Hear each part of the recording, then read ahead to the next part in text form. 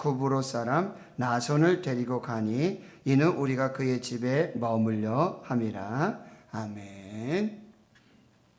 예, 오늘부터 이제 2021년 사순절이 시작됩니다. 제2의 수요일이라고 해서요. 원래 이 죄의 기도문을 이렇게 작성해서 불에 태워서 그리고 그 혹은 뭐 나뭇가지라든지 무화과 나무라든지 올리브 나무라든지 그런 나무를 이제 태워서 재를 만들어서 이마에 이렇게 십자가를 긋습니다. 이렇게 그렇게 하고 창세기 2장의 말씀처럼 너는 흙에서 왔으니 흙으로 돌아가라. 겸손과 또 절제와 그리고 낮아짐 이런 것들을 또 묵상하면서 이제 사순절이 시작됩니다. 그래서 예수 그리스도의 십자가의 고난 또 죽으심 그리고 부활까지 주일을 제외한 40일 동안의 이런 신앙의 여정들 굉장히 중요한 또 절기로 지키면서 우리가 경건하고 또 하나님 앞에 거룩하고 구별된 그 신앙의 삶을 살도록 우리가 훈련하는 그 시간들이 되겠습니다. 그래서 일단 뭐 육식이라든지 혹은 화려한 음식이라든지 이런 부분들을 좀 절제하고요, 자제하면서 그리고 또 금식하면서 그렇게 이 시간들을 보내고요. 요즘은 또 미디어 금식이라고 해서요. 우리가 텔레비전이라든지 뭐 휴대폰이라든지 인터넷 이런 부분도 우리가 즐겨하던 오락이나 이런 습관들도 좀 자제하고 절제하면서 이 시간들을 이렇게 보내게 되고요. 우리 대구 신흥교회는 이 생명의 공동체를 살리는 40일 우리가 교회입니다. 이 프로그램으로 이제 봄의 사순절에는 우리 40일 동안 릴레이하고 금식해서 하나님 앞에 이제 교회가 같이 기도하고 또 성도들이 같이 기도하는 그 시간들 갖습니다. 그래서 많은 분들이 지금 참여해 주시고 있고 또 거기에 뭐 주보에 나오지 않았지만 또 보이지 않게 스스로 하나님 앞에서 이 시간들 보내주시는 것 진심으로 감사하고요. 같이 협력해서 선을 이룰 수 있도록 그렇게 함께 해주시고 지금 코로나가 굉장히 또 막 널뛰듯이 지금 또 600명이 넘었죠. 예, 갑자기 이제 설 연휴가 지나고 명절이 지나면서 또 가족 간에 이런 또 전염들이 그렇게 확산되고 있는데 아무튼 단계는 지금 또 1.5로 낮아졌지만 이게 또 언제 어떻게 변할런지는 아무도 알 수 없는 상황이에요. 그러니까 이때를 당해서 우리가 더 겸손하게 절제하며 또 거룩하게 구별되이 이 시간들 보낼 수 있도록 여러분들께서 그렇게 해주시고 겨울이 또 다 갔는 줄 알았는데 날이 또 꽤 춥습니다. 어제만 해도 따뜻했는데 오늘은 아주 춥습니다. 며칠 간다고 하니까 또 감기들 조심하시고 그렇게 또 함께 해주시길 바라고요. 먼저 짧은 이 사순절 영상을 한번 보고요. 그리고 말씀을 나누도록 그렇게 하겠습니다. 오늘은 사순절의 첫날인 제의 수요일입니다. 사순절은 교회력 가운데 예수님의 고난당하심과 죽으심 그리고 부활 사건을 기념하는 절기입니다. 이 기간은 오늘부터 시작돼 부활절까지 주일을 제외한 40일 동안의 기간을 말합니다. 이 기간의 성도는 죄를 이마에 바르며 죄를 회개합니다. 스스로를 삼가고 회개하며 경건한 시간을 갖습니다. 그래서 우리의 죄를 위해 고난받으시고 죽으신 후 부활해 우리를 참 구원의 길로 인도하신 예수님의 은혜와 사랑을 다시 깨닫습니다. 참회, 고난, 절제를 택하고 교만, 탐욕, 분노를 버리며 채식, 절식, 금식을 벗하는 거룩한 사순절을 보내시길 기도합니다.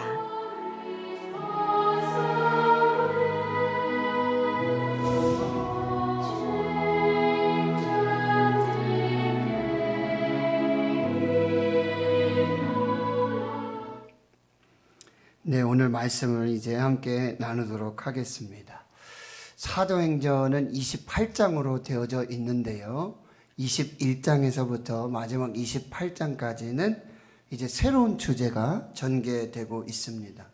사도 바울이 1차, 2차, 3차 전도 선교 여행을 마무리하면서 예루살렘으로 돌아갑니다. 그런데 예루살렘에 돌아가면 이제 사도 바울은 이 환난과 핍박, 고난이 시작되는 이 폭풍의 한 가운데로 들어가게 되는 것이죠. 사도 바울은 예루살렘에서 체포되고 그리고 죄수의 몸이 돼서 로마로 향하게 되어집니다. 이것이 사도행전 28장까지의 여정이 되고 있습니다. 오늘 21장 여러분 1절에서부터 보시면은 지금 20장에서는 사도 바울이 이제 밀레도에서 에베소 교회의 장로들을 초청해서 자기 자신의 어떤 목회 여정과 그리고 이제 교회를 향한 성도들을 향한 눈물의 권면을 전하게 되어지고요. 이제 예루살렘으로 출발하게 되어집니다. 1절을 보십시오. 우리가 그들을 작별하고 에베소 교회 장로님들을 밀레도에서 작별하고 배를 타고 바로 고스로 가고요. 이튿날 로도에 이르고요. 거기서부터 바다라로 가서 베니게로 건너가 배를 만나 타고 가다가 구브로를 바라보고, 이 구브로는 이제 1차 전도 선교행을 갔던 그 장소죠. 그 구브로를 왼편에 두고 수리아를 향해서 이제 예루살렘을 향해서 계속해서 항해를 해서 두로, 이 수리아의 두로 해안에 상륙하게 되어집니다. 두로를 우리가 좀 살펴보면 지금 새벽마다 마태복음의 말씀을 보고 있는데 마태복음 11장에 예수님께서 이런 선포를 하세요. 화 있을진저 고라시나, 화 있을진저 벳세다야, 너에게 행한 모든 권능을 두로와 시돈에 행하였더라면 그들이 벌써 베옷을 입고 제에 앉아 회개하였을 것이다. 이렇게 말씀하세요. 두로와 시돈은 예수님 당시에도 이방인 땅이었습니다. 그런데 갈릴리 이 고라신 또 벳세다에 여기에서 예수 그리스도의 놀라운 기적과 권능, 역사를 보면서도 예수님을 영접하지 않습니다. 예수님 믿지 않아요.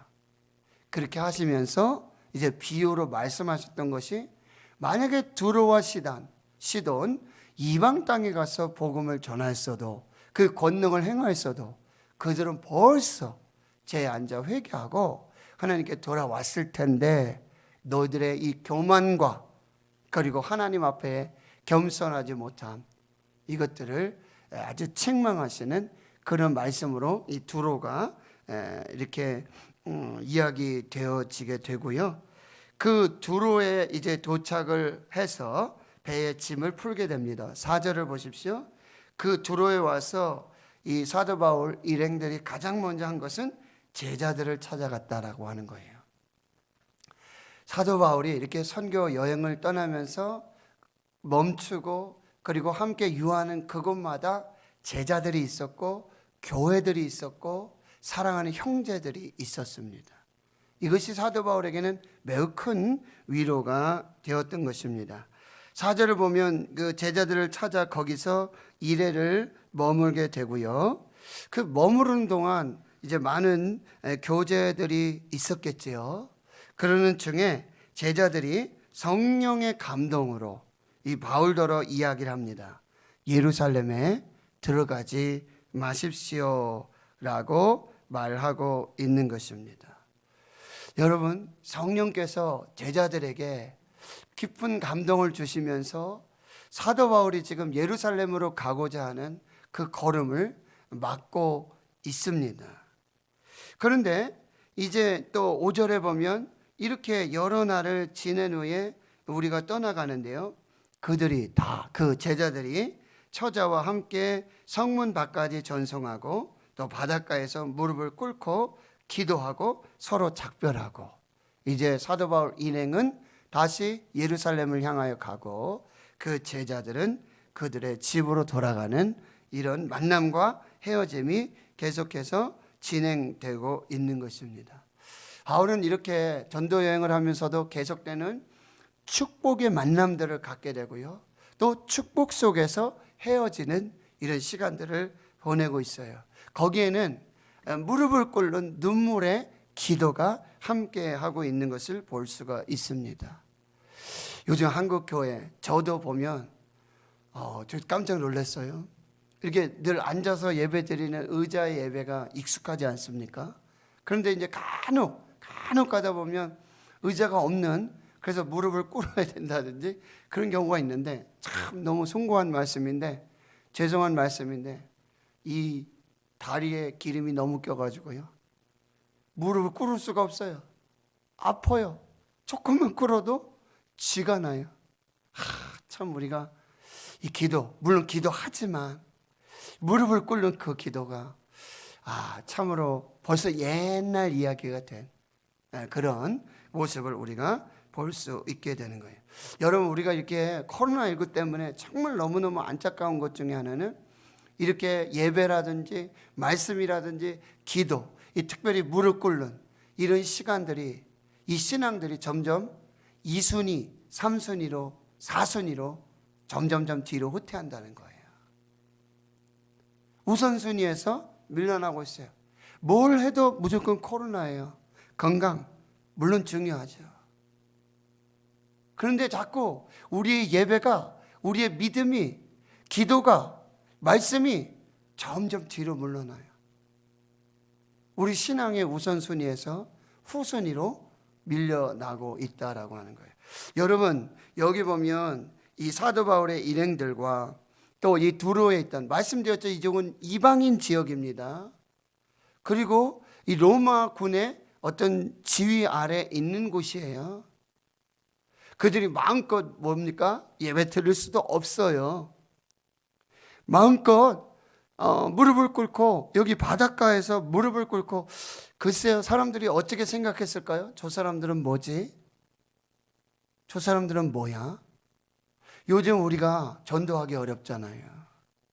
교회 다닌다 그러면요, 벌써 십자가 보면요, 성경책 보면요, 사람들이 벌써, 어떤 목사님이 이제 사역을 하면서 교회를 이렇게 가는데, 교회 주위에 카페도 있고 이렇게 있지 않습니까? 그러니까 늘 이제 다니는 곳이니까 들어가서 요즘 많이 힘드시죠? 뭐 이렇게 얘기를 했다는 거예요. 그런데 그 카페 주인 사장님이 뭐 하시는 분입니까? 직업이 뭡니까? 이렇게 물어. 그 순간 이 목사님이 이렇게 얘기하기가 어려운 거예요. 지금 상황이 그러니까. 그래도 제가 목사입니다. 그랬더니 얼굴빛이 변하더래요. 그러면서 그간 이렇게 다정하게 지냈던 어떤 그런 것이 순식간에 분위기가 좀 이상해지네. 그래도 이 목사님이 좀 용기를 내서, 교회 때문에 많이 힘드시죠? 저희도 잘 해보도록 그렇게 하겠습니다. 저희도 열심히 기도합니다. 잘 이제 풀리고 이렇게 잘 되었으면 좋겠습니다. 그렇게 말씀을 드렸더니 그분이, 카페 사장님이, 네, 기도해 주세요. 그러고 이제 좀 서먹서먹한 이런 관계들이 되었다라고 하는 것이죠. 제가 무슨 말씀을 드리려고 그러면, 이들은요, 담대하게 무릎을 꿇고요, 바로 그곳에서 정말 예수 그리스도의 이름 앞에, 하나님 앞에 무릎을 꿇고 그렇게 행동하는 믿음의 신앙을 가지고 있었다라고 하는 거예요. 구약에 보면 많은 성경 인물들이요, 다니엘 하루 3번씩 무릎 꿇었죠. 그렇죠? 엘리야 갈멜산에 올라가서 무릎 꿇고 얼굴을 무릎 사이에 넣고 기도합니다. 솔로몬도요, 성전 봉헌하고는요, 무릎을 꿇고 손 들고 기도할 때 하늘에서 여호와의 불이 임하는 그런 역사들을 보게 되어집니다. 여러분, 예수님도 겟세마네 동산에서 무릎 꿇고 기도하셨고요, 베드로도 무릎 꿇고 기도했습니다. 엘리야가 계속해서, 하나님의 선지자는, 하나님의 종은 저 혼자밖에 안 남았습니다, 저밖에 안 남았습니다 라고 하나님께 말씀드릴 때 하나님 뭐라고 말씀하세요? 바알에게 무릎 꿇지 아니한 7,000명을 예배에 놓았다, 이렇게 하나님 말씀하시잖아요. 바알에게 무릎 꿇는다는 얘기는 뭐죠? 세상의 우상의 지배를 받는다는 것이죠. 그럼 하나님께 무릎을 꿇는 건 어떻습니까? 예수 이름으로 무릎 꿇는 건 어떻습니까? 그것은 하나님의 다스림과 하나님의 통치, 하나님의 인도하심을 구하는 그런 신앙의 모습이 된다라고 하는 거예요. 여러분, 바알에게 세상에 무릎 꿇지 말고 하나님께 무릎 꿇는 신앙이 되기를 축원합니다. 예수 이름 앞에 무릎 꿇는 신앙 되길 축원합니다. 빌립보서 2장 10절 말씀에 하늘에 있는 자들과 땅에 있는 자들과 땅 아래에 있는 자들로 모든 무릎을 예수의 이름에 꿇게 하셨다. 모든 무릎을 예수 이름에 꿇게 하셨다. 하나님께 무릎 꿇는 사람은요, 세상에 무릎 꿇지 않습니다. 예수 이름으로 무릎 꿇는 사람들 세상에서 승리할 수 있습니다. 사도 바울에게는 이렇게 함께 무릎을 꿇고 하나님 앞에서 하나님의 다스리심과 통치하심과 인도하심을 구하는 이 무릎 꿇는 신앙이 있었다라고 하는 것입니다. 여러분, 지금 어려운 시간이죠. 힘든 시간들을 보내고 있어요. 그러나 여러분, 역사를 보세요. 고난의 뒤에는 그 힘들고 어려운 시간들 속에 그때 무릎을 꿇고 하나님 앞에 예수 그리스도의 이름 앞에 무릎 꿇고 믿음으로 신앙을 지켰을 때 하나님께서 반드시 회복시켜 주시는 역사들을 주셨다라고 하는 것입니다. 이렇게 고난의 길은요, 어떻게 간다는 거예요? 무릎으로 간다는 것입니다. 감리교회 창시자 요한 웨슬리는요, 천국은 무릎으로 올라간다 이렇게 말했어요. 지금 이 고난의 시간들, 이 코로나19 속에 이 시간들 우리가 무릎을 꿇고 하나님 앞에 엎드려서 그렇게 이 시간들을 지내는 역사가 있기를 축원합니다. 신용이라도 정말 하나님 앞에서 무릎 꿇고 하나님 앞에 엎드리고 그때 하나님께서 이 풍랑 코로나19도 지나가게 하시는 역사가 나타나게 될 줄 믿습니다. 여러분, 이제 보세요. 7절에서부터 보면 두로를 떠납니다. 이 무릎의 기도, 눈물의 기도, 그 아름다운 만남의 축복, 또 헤어짐의 축복 속에서 두로를 떠나 항해를 다 마치고 돌레마이에 이르러서 또 이곳에서도 제일 먼저 하는 게 뭐예요? 형제들에게 안부를 묻고 그들과 함께 하루 있다가 이튿날 떠나 가이사라에 도착하게 되어집니다. 여러분, 이 가이사라에는 누가 있냐면요, 7 집사 중 하나인 전도자 빌립의 집에 들어가서 머무르니라. 사도행전 6장에 여러분 7 집사가 피택이 되죠. 그 중에 한 사람이 빌립입니다. 그런데 이 빌립은 7 집사는 사실 구제하고 공개하는 일, 사도들은요 말씀과 기도 사이에 전념하기 위해서 집사님들을 세웠어요. 그런데 이 빌립 집사는 특별한 은사가 있었어요. 스데반 집사는 설교하는 은사가 있었고 이 빌립 집사는 뭐요? 전도하는 은사가 있었죠. 그래서 8장에 보면 7장에 스데반 집사의 설교와 스데반 집사의 순교가 나오고 8장에서는 이제 핍박 환란이 있으면서 주의 교회와 성도들이 흩어지게 되어지고요. 이 빌립을 필두로 한 이 사람들이 사마리아에 가서 복음을 전하고 성령께서 광야로 가라 그래요. 그래서 거기 가서 에티오피아 내시에게 복음을 전하는 이 전도자 빌립이 있었다라고 하는 거예요. 그런데 그 후에 바로 9장에서 이 다메섹으로 가다가 사도 사울이 바울이 되는 그런 역사가 나타나게 되죠. 그러니까 이 핍박의 환란의 중심에 누가 있었냐면 바로 바울이 있었어요. 그때는 사울이었죠. 그리고 빌립 집사가 있었어요. 그때는 형제로 만난 게 아니에요. 주 안에서 만난 것이 아니에요. 이 핍박자와 그리고 전도자 이렇게 만남이 있었다는 거죠. 지금 성경 신학자들은 이때의 만남이 약 20년 후가 지난 그런 만남이라고 말씀하고 있어요. 빌립의 집에 들어가서 무슨 얘기를 했을까요? 하나님의 은혜를 이야기했을 것입니다. 하나님이 함께 하셨습니다. 하나님이 다 이루셨습니다. 하나님의 은혜였습니다.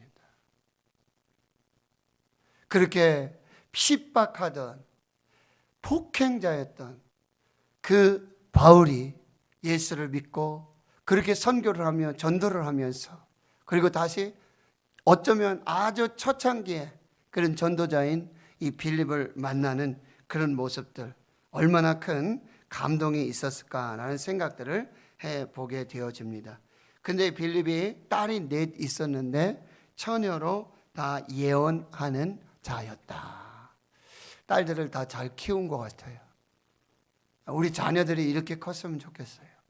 말씀과 기도로 하나님의 뜻을 분별하면서 하나님 앞에서 그렇게 세워지는 우리 자녀들이 될 수 있도록 또 함께 기도하고요. 10절에 보면 거기 여러 날을 머물러 있는데 한 사람이 등장해요. 바로 아가보라고 하는 사람이에요. 이 선지자인데 유대로부터 내려와서 이 아가보는 사도행전 11장에 한 번 더 나옵니다. 이미 나왔습니다. 거기에서는 뭐예요? 예루살렘에서 안디옥에 지금 이 바나바와 그리고 바울이 안디옥 교회를 섬기고 있는데 거기 내려와서는 온 천하에 흉년이 들 것을 예언을 합니다. 그 선지자가 바로 아가보였습니다. 그런데 이 아가보가 다시 이제 예루살렘에서 유대로부터 이 가이사라 빌립의 집에 와서 거기 머물고 있는 바울에게 이런 메시지를 주세요. 11절 우리에게 와서 바울의 띠를 가져다가 자기 수족을 잡아매고 말하기를, 어떤 행동을 통해서 예언의 메시지를 주고 있는 것이죠. 그러면서 이렇게 말해요. 성령이 말씀하셨다. 성령께서 말씀하셨는데 예루살렘의 유대인들이 이같이 이띠 임자를 바울을 바로 결박하여 이방인의 손에 넘겨줄 것이다 라고 하는, 성령이 말씀하시는 이것을 행동으로 예언해 주는 그런 퍼포먼스를 하게 되어집니다. 그러니 이제 우리가 이렇게 되어 있죠. 이 바울의 인행들, 누가라든지 디모데라든지 신라라든지 이런 동역자들이 이 바울에게 이렇게 말을 합니다. 바울에게 예루살렘으로 올라가지 말라 권하니, 이렇게 간곡히 이제 벌써 사도행전 20장에서부터 성령의 말씀이 뭐예요? 성령의 지시가, 성령께서 주시는 계시가 뭐예요? 바울이 예루살렘에 올라가게 되면 거기에 결박을 당하고 환난을 당하고 핍박을 당하고 죽을 수도 있다. 그러니 올라가지 말아라. 계속해서 성령께서 그 이야기를 하세요. 그런데 여러분 보세요. 그런데 사도 바울은 어떻게 해요? 계속해서 그 성령의 음성을 들으면서도 성령의 지시를 받고 성령의 말씀을 받고 성령의 그런 행동의 그런 일들을 보면서도 어떻게 해요? 예루살렘으로 올라가고 있다라는 말씀이에요. 근데 여기서 여러분 주의해야 될 게 뭐냐면, 성령께서는 분명히 말씀하셨어요. 바울이 예루살렘에 가면 환난이 있고 핍박이 있고 이렇게 결박을 당할 것이고 생명의 위협까지 있을 수 있다. 성령은 그렇게 말씀하셨어요. 바울은 올라가요. 성령이 말씀하지 않으신 것이 한 가지 있죠. 분명히 환난, 핍박, 결박, 체포당함, 생명의 위협을 분명히 얘기하세요. 근데 성령은 올라가지 말라는 얘기는 안 하셨어요. 이해되십니까 이게? 성령께서는 분명히 말씀하셨어요. 중보자들 통해, 기도자들 통해, 선지자들 통해서 가면 환난이 있다, 핍박이 있다, 결박이 있다, 체포당한다, 죽을 수 있다. 그런데 가지 말라는 소리는 안 하셨다라고 하는 것이죠. 여러분, 계속해서 반복해서 성령께서 지금 말씀해 주시고 성령께서 계시해 주세요. 뭐를요? 환난, 핍박, 고난, 결박. 왜 그러실까요? 준비하라는 거예요. 각오하라는 것이고 예비하라고 그러는 것이고 기도하라는 것입니다. 그리고 담대하라는 거예요. 우리가 이전에도 계속해서 바울이 1차, 2차, 3차 전도 여행을 하면서 유대인들에게 의해서 거의 돌에 맞아 죽기도 하고요. 거반 죽고 그런 일이 있을 때마다 밤중에 성령께서 나타나셔서 하나님이 나타나셔서 하시는 말씀이 뭐야? 이 성에 내 백성이 많이 있다. 담대하라. 그리고 끝까지 복음을 전해라. 그리고 네가 로마까지 가야 할 것이다. 로마까지 가야 할 것이다. 로마도 보아야 하리라. 라고 하시는 그런 성령의 음성, 그 함께 하심의 그런 역사들이, 성령의 응원들이 함께하고 있었다라고 하는 똑같은 말씀이에요. 지금 예루살렘에 가면 환난이 있고 핍박이 있고 고난이 있고 결박이 있고 목숨의 위험도 있을 수 있다. 그러나 담대하라. 준비해라. 내가 너와 함께 할 것이다. 여러분, 여기서 분명히 우리가 기억해야 될 것은 분명히 환난이 있고 핍박이 있고 고난이 있다 그랬어요. 근데 말씀드렸지만 가지 말라는 얘기는 안 하셨어요. 가지 말라고 하는 얘기는 누가 하는 것입니까? 가지 말라고 만류하고 권면하고 붙잡는 건 누가 하는 거예요? 하나님이 하시는 게 아니라 사람들이 하고 있다는 거예요. 물론 기도하는 사람들이에요. 함께 동역하는 사람들이에요. 그러나 더 중요한 것은 하나님의 뜻입니다.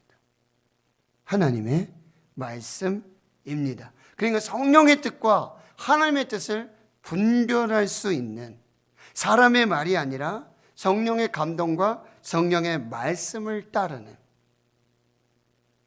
성령은 환난이 있고 핍박이 있고 고난이 있다고 말씀하셨어요. 그러나 가지 말라고는 하지 않으셨어요. 그러나 가지 말라고 하는 사람들은 사람들이 하는 말이라고 한다. 이것을 우리가 잘 분별해 낼 수 있어야 돼요.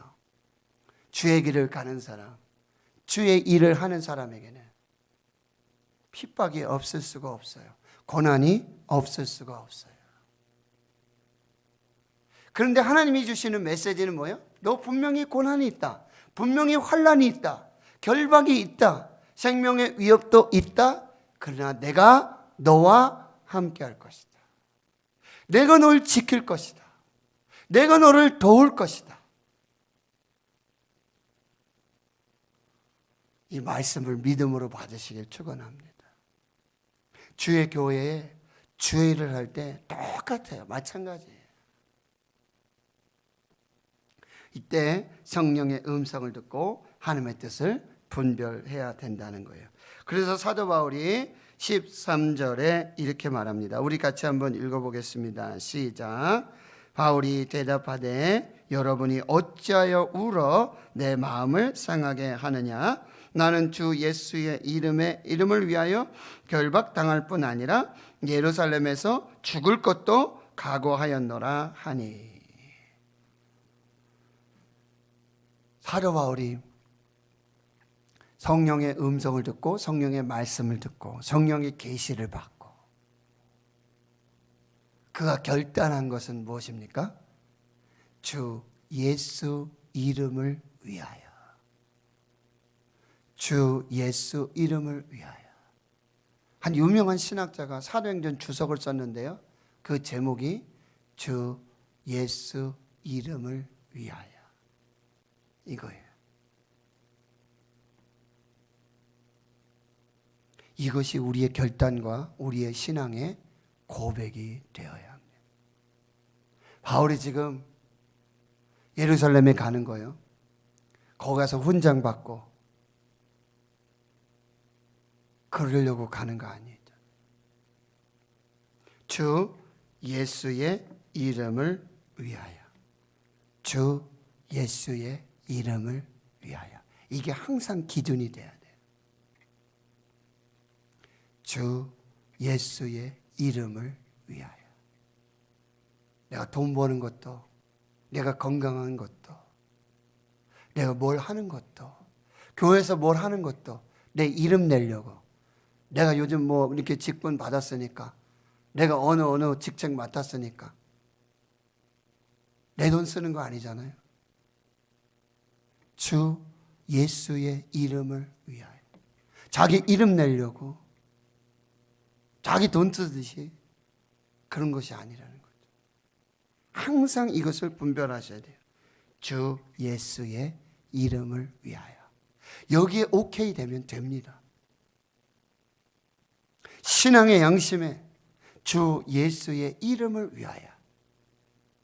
이것이 되면 되는 것입니다. 이것을 여러분들이 잘 분별해 내시길 바라요. 여러분, 주 예수의 이름을 위하여 결정된 인생, 결단한 인생은요, 두려워하지 않습니다. 담대합니다. 계속해서 중단 없이 나아갈 수 있게 된다라고 하는 것입니다. 그런데 여러분 보세요. 14절 또 한번 같이 읽겠습니다. 시작. 그가 권함을 받지 아니하므로 우리가 주의 뜻대로 이루어지이다 하고 그쳤노라. 참, 예루살렘에 올라가지 마세요. 예루살렘 올라가면은 이렇게 이 띠 임자 같이 이 띠 임자가 이렇게 결박을 당할 것입니다. 성령이 계시고 성령의 말씀이었어요. 그런데 주 예수의 이름을 위한 결단에 모두가 어떻게 화답하고 있어요? 주의 뜻이 이루어지이다. 이것이 생명입니다. 주기도문 가르쳐 주신 기도가 뭐예요? 하늘에 계신 우리 아버지. 아버지의 이름이 거룩히 여김을 받으시오며 나라가 임하시오며 뜻이 하늘에서 이루어진 것 같이 땅에서도 이루어지이다. 이게 우리 기도의 시작이요, 우리 기도의 마침이 되어야 돼요. 예수님 겟세마네 동산에서 마지막 기도가 무엇이었어요? 아버지께 모든 것이 가능합니다. 이 잔 옮기실 수 있습니다. 그리고 이 잔도 좀 옮겨 주시옵소서. 그러나 but God, 그러나 하나님 나의 원대로 하지 마시옵고 아버지 원대로 되길 원합니다. 마지막에 꼭 드려야 될 기도가 뭐예요? 나의 뜻대로 하지 마시고 아버지의 뜻대로 하시옵소서. 나의 원대로 하지 마시고 아버지의 원대로 하시옵소서. 이 기도를 반드시 드려야 돼요. 어쩌면 이 기도가 없는 기도는 온전한 기도가 아닐 수 있어요. 기도는 내 뜻을 구하고 내 욕심을, 내 정욕을, 내 필요만을 채우는 것이 기도가 아니죠. 가장 멋진 기도, 정말 고차원적인 기도, 성숙한 기도, 정말 주님 받으시는 그 기도는 무슨 기도예요? 주님 뜻대로 하옵소서. 주님의 뜻이 이루어지게 하옵소서. 집사라고 맨날 하는 얘기가 그거예요. 하결매 사모하고 늘 하는 얘기가 그거예요. 내 뜻대로 되는 게 하나도 없어. 내 뜻대로 되는 게 하나도 없어. 어쩌면 이렇게 내 뜻대로 하나도 하나님 안 들어주세요? 이런 얘기를 할 때 있어요. 다시 한번 고백합니다. 내 뜻대로 안 되는 건 다 하나님의 뜻대로 되는 것임을 여러분 믿으시길 축원합니다. 아멘들을 안 하시네요. 내 뜻대로 안 된 것은 모두 하나님의 뜻대로 되어지는 줄을 믿으시길 바랍니다. 하나님 내 뜻대로 하지 마시고 아버지의 뜻대로 하옵소서. 1618년에서 1648년까지 30년 동안 독일에서 카톨릭과 그리고 개신교, 기독교 사이에 전쟁이 있었는데 이게 30년 전쟁이에요. 종교 전쟁입니다. 이 전쟁으로 독일이 온통 폐허가 되고요. 설상가상으로 이 전쟁 후에 흑사병이 창궐해가지고 수백만 명이 죽게 되어지는 것이죠. 가장 치열했던 격전지 중에 하나가 독일의 실레지아라고 하는 지역입니다. 거기 벤자민 슈몰크 목사님이 개신교 교회 목사로 거기 부임하게 됐어요. 근데 그 지역은 이 카톨릭 지역이기 때문에 교회를 함부로 지을 수도 없고요. 종탑이 무너졌는데 종탑을 세울 수도 없고요. 교회가 폐허가 됐는데 다시 건축할 수도 없고요. 그냥 예배당 하나만 덩그러니 있게 되어지는 것이죠. 그런데 그 주위에 교회가 없어요. 그러니까 이 목사님은요, 36개 지역 마을까지도 다 책임지고 신방하고 감당해야 되는데요. 30대 초반이 됐는데 중풍이 왔어요. 백내장이 왔어요. 중풍으로 인해 다리를 절고요. 눈까지 잘 보이지 않는 그런 상황에 있게 되어지지만 복음에 대한 열정으로요, 그 36개의 마을들을 빠짐없이 신방을 하면서 그 영혼들, 양떼들을 돌보게 되고요. 성도들의 감동을 받고 교회가 조금씩 성장하게 되어지는데요. 슈물코 목사가 32살이 되는 1704년 어느 날 이제 언제나처럼 사모님과 함께 아픈 몸을 입고 중풍이 왔으니까 다리를 절고요. 백내장이 왔으니 눈이 잘 보이지 않아요. 그런데 신방을 마치고 집으로 돌아왔는데 사택에 불이 난 거예요. 사택이 다 타고 없어졌어요. 근데 그 잿더미 속에서 아들이 둘이 있었는데 두 아들이 꼭 끌어안고 잿더미가 돼서 거기에 그렇게 있는 것이죠. 하늘이 무너지죠. 이 슈물커 목사 부부가 두 아들 시신을 놓고 하염없이 울고 또 우는 것이죠. 완전한 절망. 그러나 그 속에서도 목사님과 사모님이 믿음으로 기도하고 믿음으로 다시 하나님 앞에 서게 되어지는데, 여러분 찬송가를 한번 보실까요? 549장. 우리 권사님, 네, 549장이에요. 가사를 한번 보고요, 우리 이 찬송을 올려드리고 또 기도하면서 수요 예배 마무리하도록 그렇게 하겠습니다. 여러분 1절부터 우리 가사를 같이 한번 읽어보겠습니다. 시작. 내 주여 뜻대로 행하시옵소서. 온 몸과 영혼을 다 주께 드리니 이 세상 고락간 주 인도하시고 날 주관하셔서 뜻대로 하소서. 내 주여 뜻대로 행하시옵소서. 큰 근심 중에도 낙심케 마소서. 주님도 때로는 울기도 하셨네. 날 주관하셔서 뜻대로 하소서. 내 주여 뜻대로 행하시옵소서. 내 모든 일들을 다 주께 맡기고 저 천성 향하여 고요히 가리니 살든지 죽든지 뜻대로 하소서. 너무나 귀한 찬송이죠. 여러분 기도가 안 될 때는 이 찬송을 부르세요. 어떻게 기도해야 될지 모르고 무엇을 기도해야 될지 모르고 주님의 뜻이 무엇일지 모를 때 이 찬송을 부르세요. 찬송은 곡조 있는 기도가 되어서 하나님 들으시고 응답하시는 역사를 주실 줄을 믿습니다. 우리 이 찬송을 올려드리고요, 또 기도하시면서 예배 마무리하도록 하겠습니다.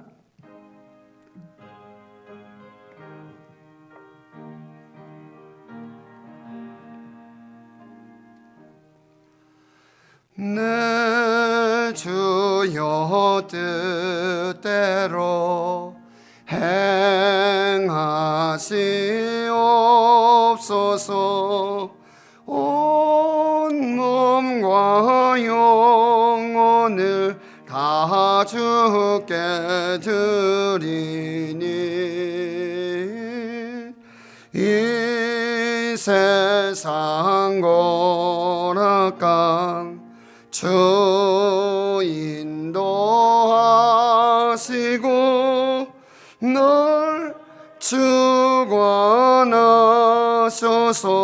뜻대로 하소서. 내 주여 뜻대로 행하시옵소서. 그 근심 중에도 낙심케 마소서. 주님도 때로는 울기도 하셨네. 널 주관하셔서 뜻대로 하소서. 내 주여 뜻대로 행하시옵소서.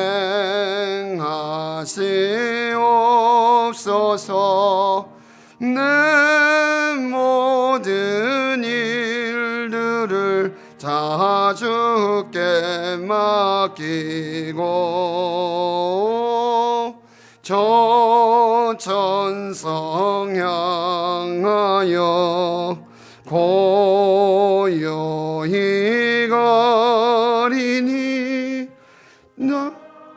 든지 죽든지 뜻대로 하소서.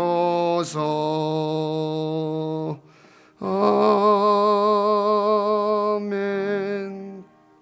하나님 감사합니다. 오늘 예배하면서 주의 말씀 받고 찬양으로 영광 돌리게 하시니 감사합니다. 주 예수의 이름을 위하여서 달려갈 길을 다 가고 있는 사도 바울의 모습을 보며 주의 뜻이 이루어지이다.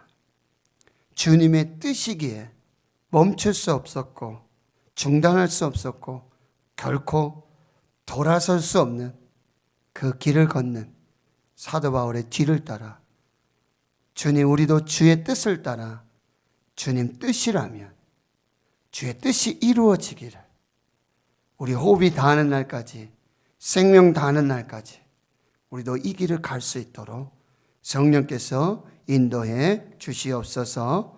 이제는 우리 구주 예수 그리스도의 은혜와 하나님 아버지의 무한하신 사랑하심과 성령의 교통하심이 주 예수의 이름을 위하여 주의 뜻이 이루어지이다.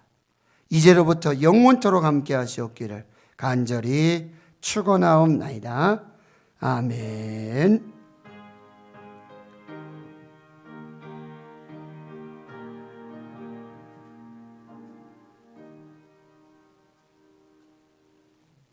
오늘 말씀을 우리 기억하시며 함께 기도해 주시고요. 이제 사순절이 시작되고 릴레이 금식 기도가 진행되고 있습니다. 기도할 때 하나님 기적을 이루시고